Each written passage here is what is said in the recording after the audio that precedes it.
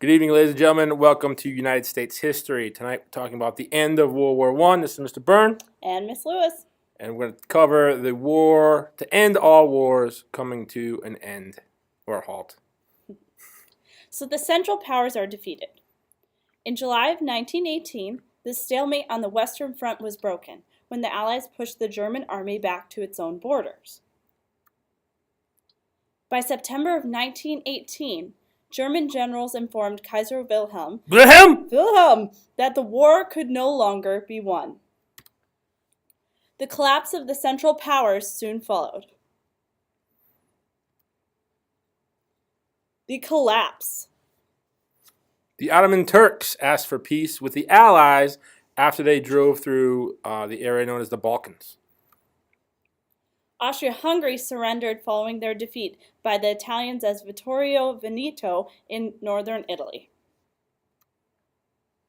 This surrender led to many various ethnic groups uprising against the Turks and seeking to revolt and seek their independence. So these revolts eventually led to the demolition of the Austria-Hungary Empire and ended up creating many of the nations we know today, as we'll discuss later on. Germany. So Germany formally surrendered on November 11th, 1918. So on the 11th hour of the 11th day of the 11th month of 1918, the 4-year bloody battle ended. War. It was a bloody war. It was a war. They signed an armistice or agreement to stop fighting. Underline armistice, dot your I, cross your T, vocabulary word, make sure you know it. Now remember that although this agreement was signed at 5 o'clock in the morning, the ceasefire wasn't actually called until 11 o'clock in the morning. The effects of World War I.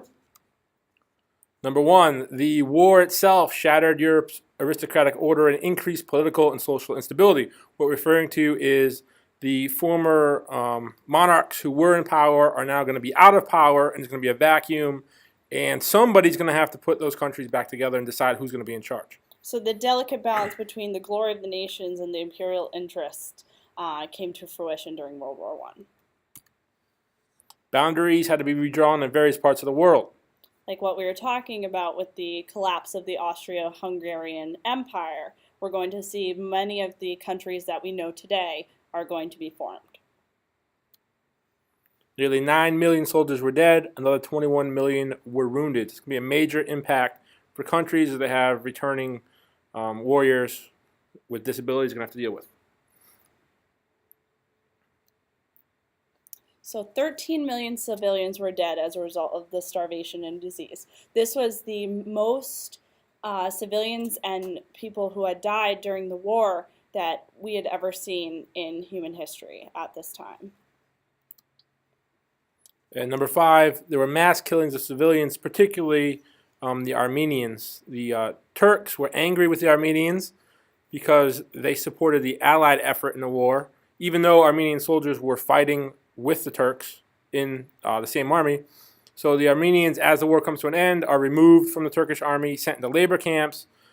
Entire villages of Armenian civilians were destroyed. All told, more than 1 million Armenians were killed in this slaughter, sometimes referred to as the Armenian Genocide.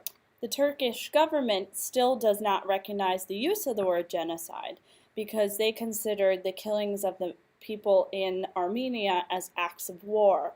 So this wasn't considered a killing of civilians to the Turkish government, which are the Ottoman Turks, the area that was possessed by the Ottoman Turks. Word. That's it for part 1. Thank you for listening. See you guys soon.